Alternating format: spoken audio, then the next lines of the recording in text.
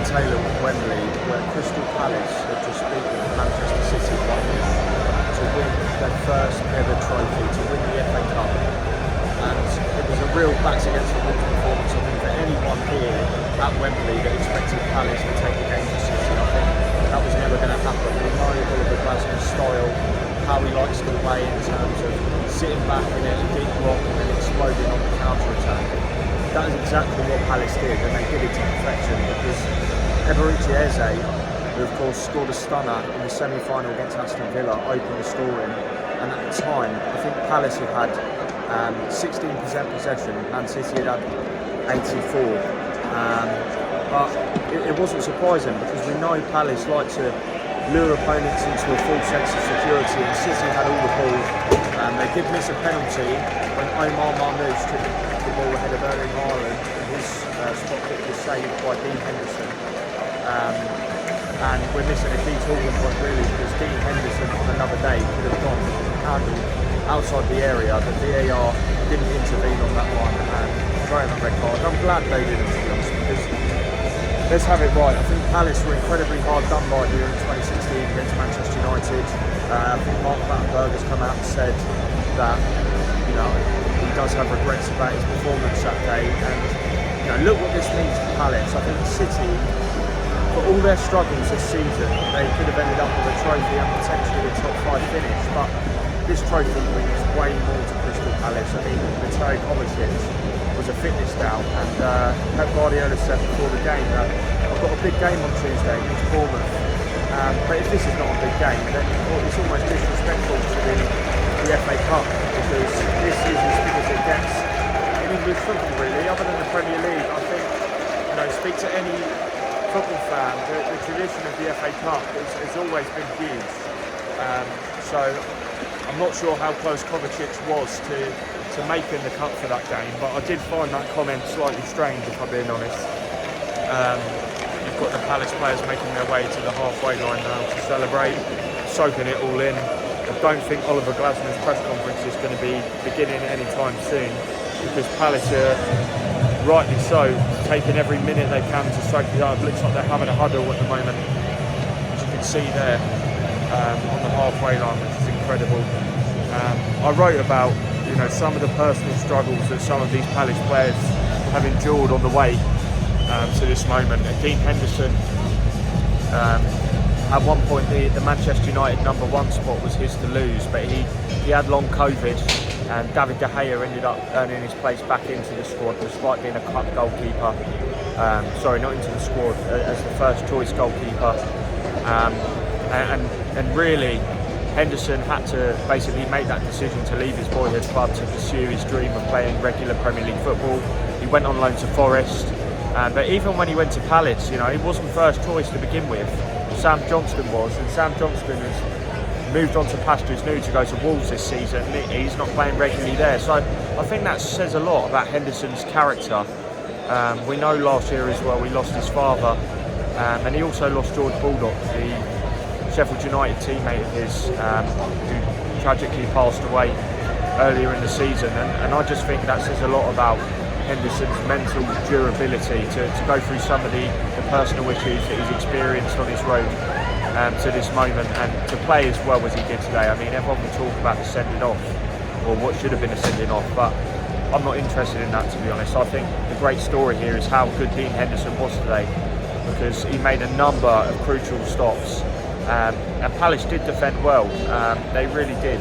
We know, as I said, the style of that grit and letting opponents have possession in their final third, but they just look so comfortable at times. I think Palace, they really do like to you know, lure you in and then hit you on the break through Sarr and Eze. I mean, Eze's goal, lovely finish, but just going back to some of the players I'm talking about in terms of mental struggles they've endured, and you know, this is a real win for determination and persistence, and it sends a great message to any young Palace fan that's watched this, that, you know, has dreams and aspirations, that you can get there in the end. I mean, Mateta, he's been an absolute revelation. It wasn't his greatest game today, but he's a huge character. He's a massive part of all this. But you might remember in January 2022, I think Palace were a little bit undecided about whether to make his loan switch from Mainz permanent, and St Etienne actually reached an agreement to sign Mateta, but Palace then pressed the button on a deal, and it was kind of a domino moment really, because there were times he was behind Odsonne Edouard in the pecking order, but under Glasner he's just gone to a whole new level.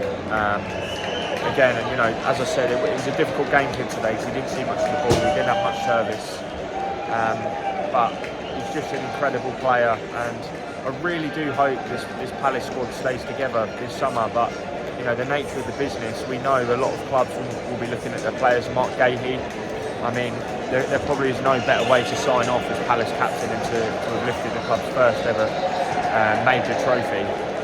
We know he's into the final year of his contract this summer, and the likelihood is we definitely won't be signing a new one, but the likelihood is he'll be going elsewhere. Chelsea among his suitors, Spurs and Newcastle as well, admirers of the player.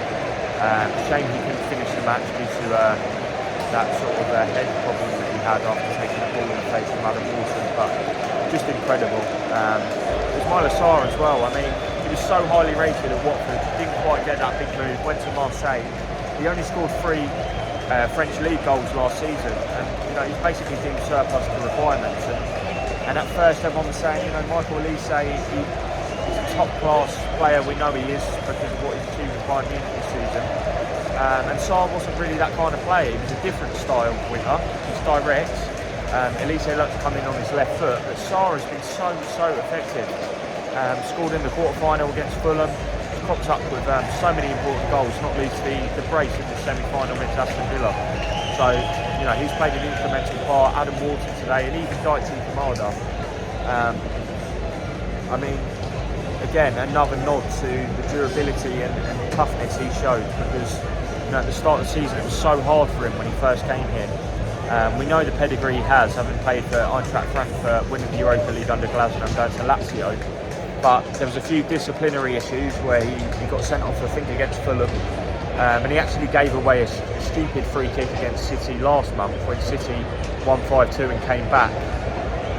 So he was brilliant today, getting about the pitch, putting in. He made a really crucial second half block. And Adam Wharton again, I mean, he played here, I think it's a 15-year-old. No, he must have been younger than that in some kind of schools cup competition, but the way he received the ball in tight areas, technically just so good. It's going to be difficult for Palace to keep hold of him with the likes of Liverpool, Manchester City among his admirers, but I was really disappointed by City today, and I actually think, given the amount of money they spent in January, they don't really have a lot to show for it. I think Kevin De Bruyne is clearly past his best despite his class. It's going to be hard to replace him. But for me, City need quite a few more players now just to bolster their squad and to make that step up again. I think Bernardo is another one who's a class player, but just running out of steam all these games he's played over the years. You can hear some cheers behind me. It's Maxence Lacroix taking the FA Cup to the Palace fans, which is brilliant. But I was also disappointed with the way some of City's physios behaved today. I think it was clear Palace were kind of using their mouths to run down the clock, and at one point one of their physios was on the pitch attending to Mark Gahey while he was genuinely injured, but a Palace physio and a Man City physio went head to head on the sidelines, and the City physio couldn't quite see who it was from a distance, but it's clear that there was some frustration about that and the kind of gamesmanship behind it, but Gahey was genuinely having a problem. So I think City really, they need to, the physio in question, I would probably say, I know emotions are running high, but this was Palace's day ultimately. City had enough of the ball to win something. I think they were clutching at straws really. Still letting that frustration boil over after the full-time whistle, because the fact City lost was nothing to do with that at the end of the day. They manufactured enough sort of half chances and openings throughout the course of the game. They had the penalty to achieve something.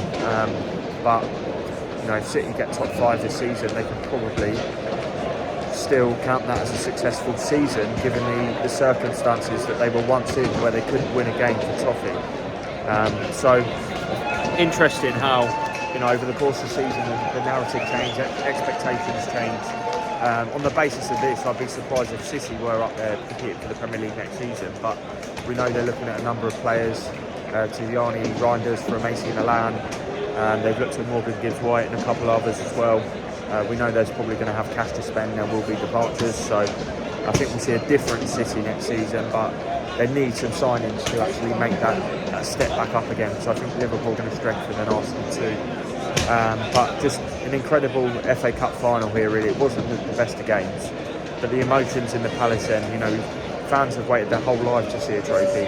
So the explosion of emotions is something that will live with them for the rest of their lives. So I'm really pleased with Palace, a great club to cover and a great story. Oliver Glasner's done incredible, a fantastic manager, and yeah, I think this is a day that will live on in the history books for Crystal Palace till the end of time. I'm looking forward to seeing the celebrations on the streets of Croydon tonight. To see the ultras, the Homesdale ultras, still there, still making noise. So it was full time at Wembley, and it finished Crystal Palace 1, Manchester City 0.